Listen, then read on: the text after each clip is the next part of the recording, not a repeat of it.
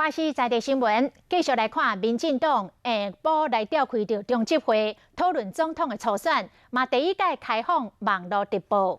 有中执委来提案，建议初选的民调采3个人对比，对手是国民党的韩国瑜，甲无党籍的郭文铁，啊，这个手机啊甲市内电话比率各占一半。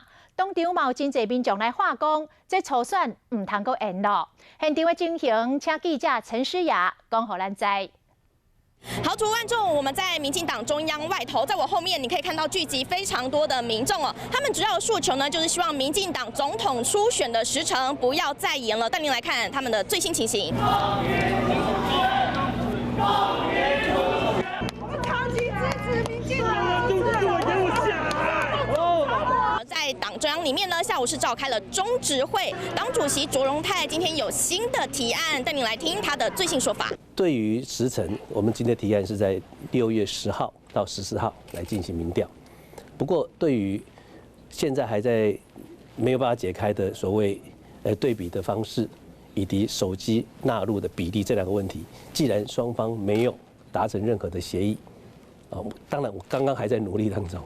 但是我们没有达成协议的前提之下，我们就照原来的办法来提交中执会，请中执会做决议。好了，今天预计挺赖清德以及支持蔡英文的双方人马的意见呢，预计都会在民进党的中执会里面来交方来讨论哦，是关键的一刻。今天对于民调的时程以及民调的方式是采对比式吗？手机会不会纳入民调呢？今天都会在中执会里面来讨论，会不会有最新决议呢？我们持续都在民进党中央这边来为您做最新的掌握。把镜头交还给棚内主播。